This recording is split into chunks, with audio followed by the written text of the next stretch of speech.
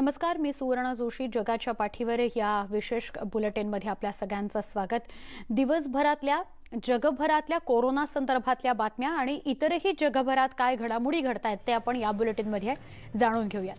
सुरुवात करूया वेगवान बातम्यांना.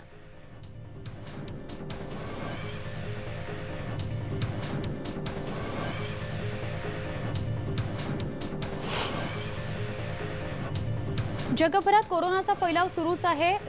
कोरोना बाधितांचा आकडा 51 लाखांच्या वरती गेला आहे. गेल्या 24 तासात 23,066 नव्या रुग्णांची नोंद झाली आहे. तर गेल्या 24 तासात 777 जणांचा बळी गेल्यामुळे एकूण बळींची संख्या 3,30,000वर पोहोचली आहे.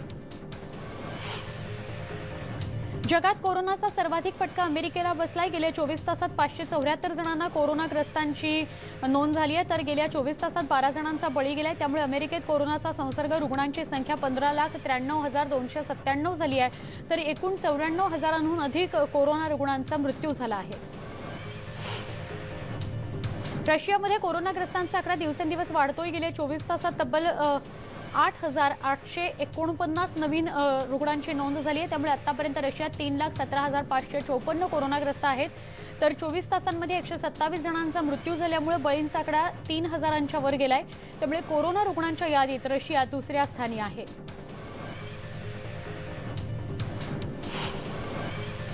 दक्षिण अमेरिकेतील देश ब्राझील कोरोना संसर्गाचे नवं केंद्र होत असल्याचं चित्र आहे. ब्राझीलमध्ये कोरोना रुग्णांच्या संख्येत वाढ होतीये. सध्या देशात 2,93,000च्या वर कोरोनाचे रुग्ण आहेत. तर आतापर्यंत 18,894 जणांचा कोरोनामुळे बळी गेला आहे. अमेरिका आणि रशियानंतर सर्वाधिक कोरोना बाधित ब्राझीलमध्ये आहेत. स्पेनमध्ये कोरोनाग्रस्तांची एकूण संख्या 2,79,000च्या वर गेली आहे. तर आतापर्यंत 27,888 कोरोना रुग्णांचा बळी गेलाय. दिलासादायक म्हणजे 1,96,958 रुग्ण कोरोनामुक्त झालेले आहेत. युनायटेड किंगडममध्ये कोरोनाचा प्रादुर्भाव कमी होताना दिसतो. युनायटेड किंगडममध्ये कोरोनाग्रस्तांची संख्या 2,48,293 झाली आहे. तर आतापर्यंत कोरोनामुळे एकूण 35,704 लोकांनी आपला जीव गमावलाय. इटलीमध्ये कोरोना बाधितांची संख्या 2,27,364 झाली आहे. तर 32,000च्या वर कोरोनामुळे मृत्यू झालाय. समाधानाची बाब म्हणजे आतापर्यंत 1,32,282 जणांनी कोरोनावर यशस्वी मात केली आहे.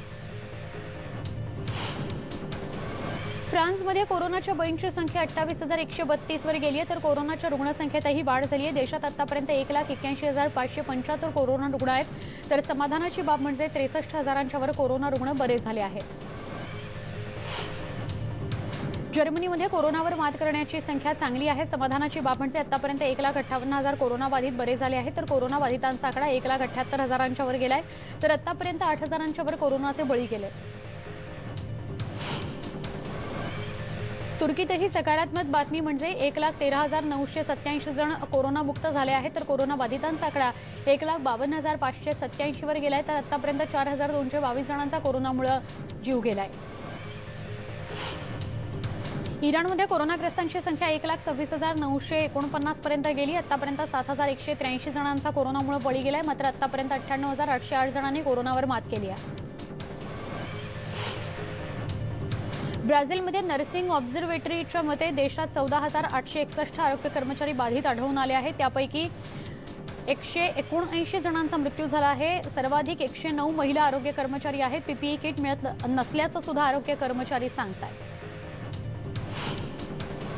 कोरोनाच्या प्रादुर्भावाच्या पहिल्या लाटेतून सावरल्यानंतर चीनच्या वुहानमध्ये पुन्हा नवे रुग्ण सापडू लागले आहेत. त्याचवेळी चीनच्या ईशान्येकडील राज्यांमध्ये नव्यानं सापडत असलेल्या रुग्णांमधील लक्षणांमध्ये मोठा बदल दिसून येत आहे. विषाणू अतिशय अज्ञात पद्धतीनं बदलताना दिसत असून कोरोना विरोधातील उपाययोजनांमधील गुंतागुंत वाढण्याची भीती आहे.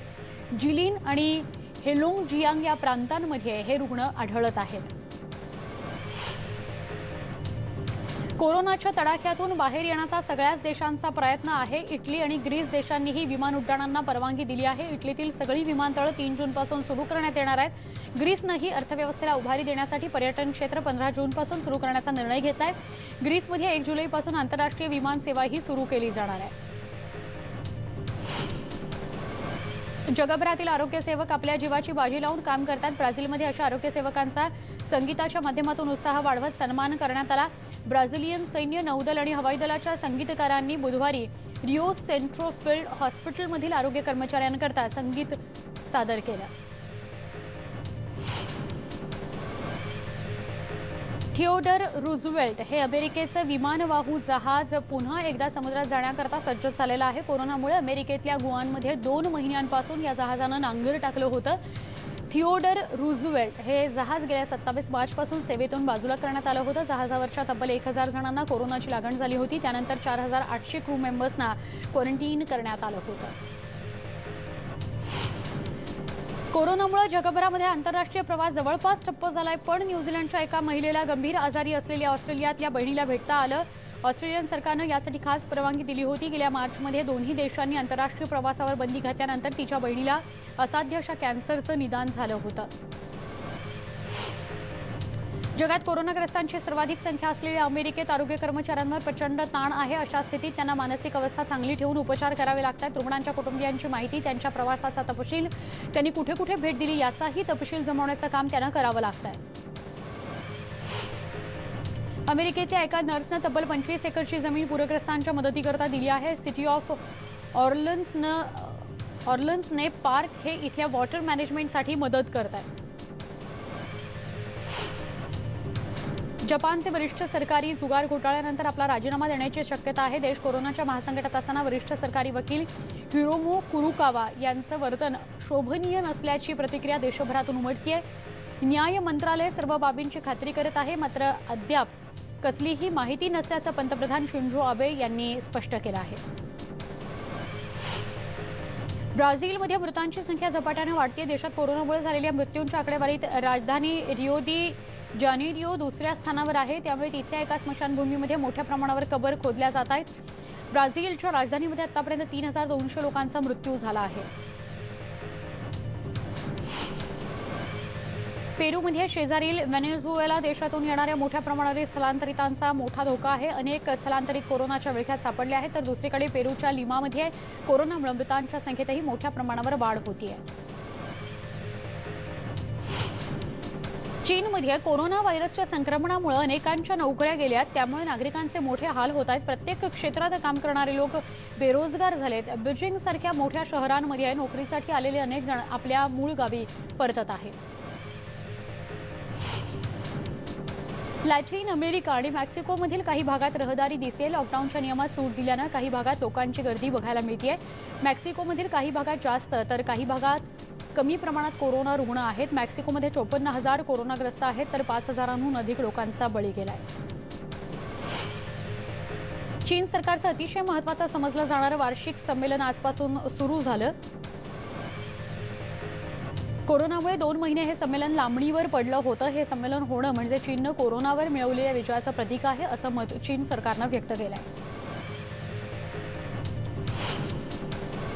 बुधवारी इंग्लंडमध्ये सगळ्यात उष्ण दिवसाची नोंद झाली आहे. तापमान सर्वाधिक असल्यानं लोकांना उष्णतेचा प्रचंड त्रास सहन करावा लागतोय. मात्र त्यानंतर संध्याकाळी सूर्यास्त झाल्यावर लोकांनी सुटकेचा श्वास घेतला. समुद्रकिनाऱ्यावर लोकांनी मोकळी आणि थंड हवा घेण्यासाठी मोठी गर्दी केल्याचं बघायला मिळालं.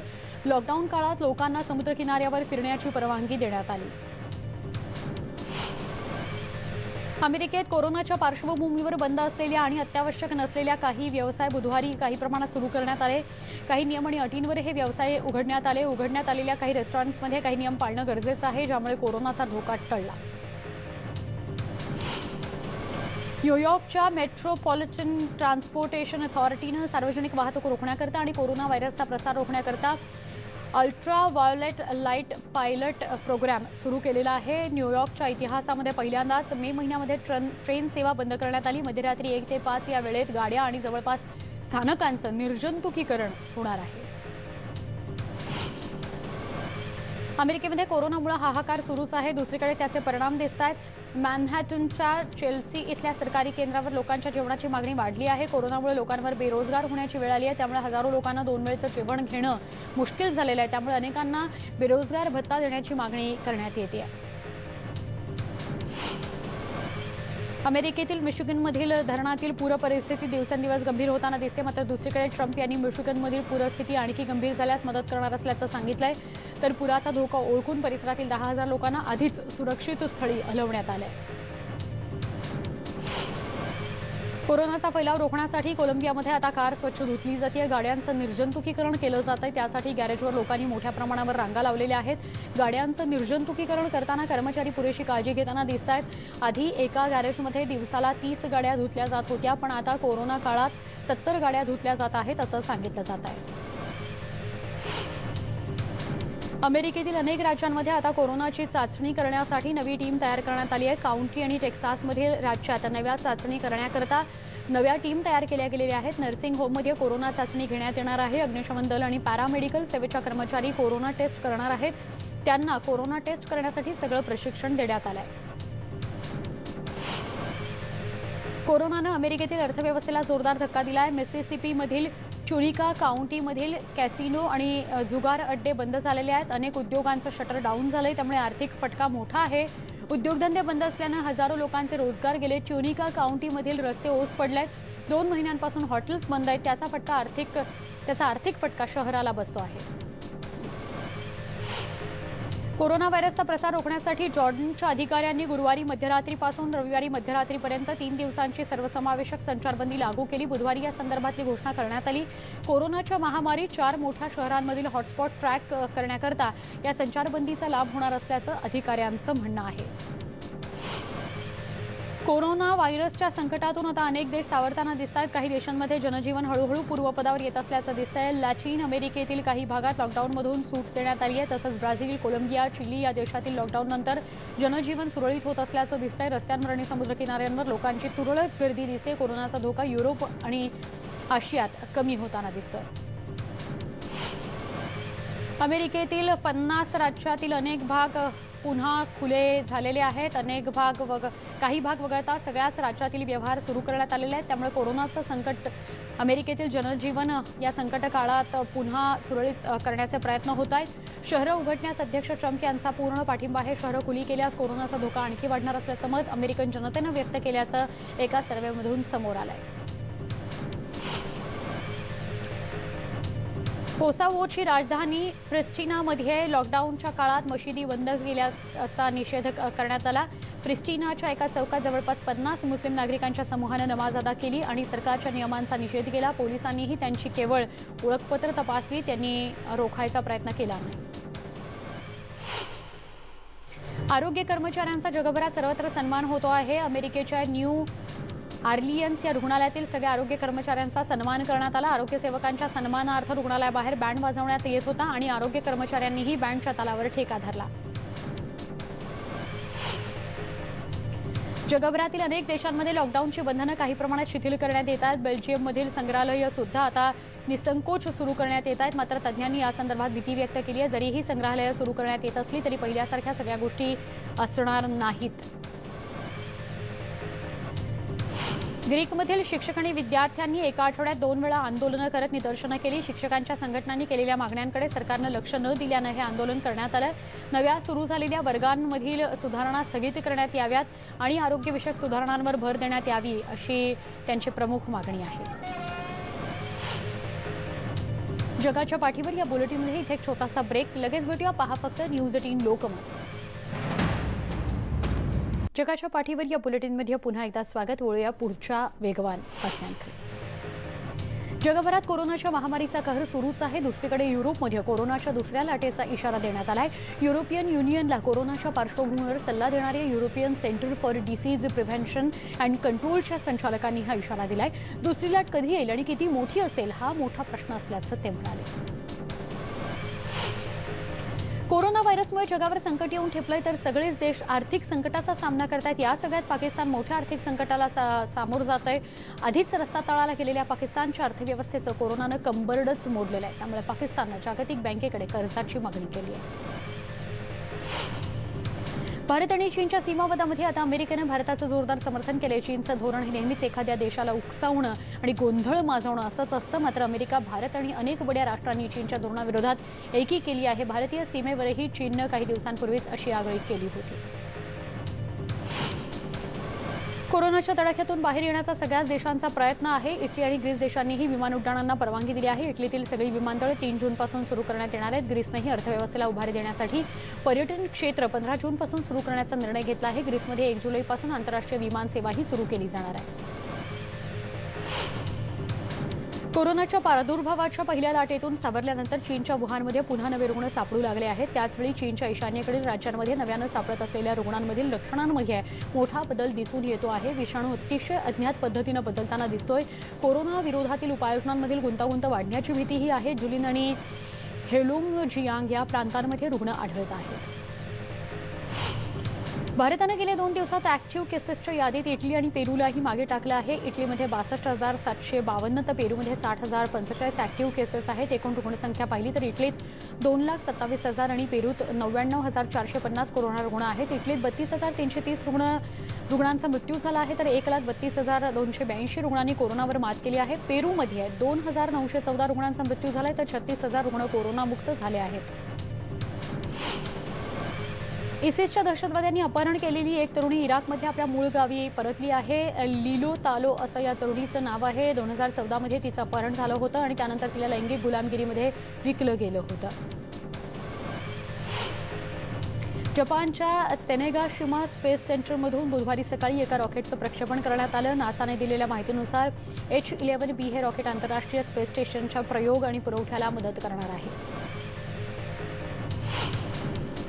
9 वर्षांनंतर नासा आपल्या एका अंतराळ मोहिमेकरता सज्ज झाली आहे। पुढच्या आठवड्यामध्ये फ्लोरिडाच्या केनेडी स्पेस सेंटरवरून याचं प्रक्षेपण होणार आहे। त्यासाठी 2 अंतराळवीर एक आठवडा आधीच म्हणजेच बुधवारी स्पेस सेंटरवर दाखल झालेत। अंतराळवीरांना अंतराळात पाठवण्याचं काम यावेळी एक खासगी कंपनी करते आणि ही आतापर्यंतची पहिलीच वेळ आहे।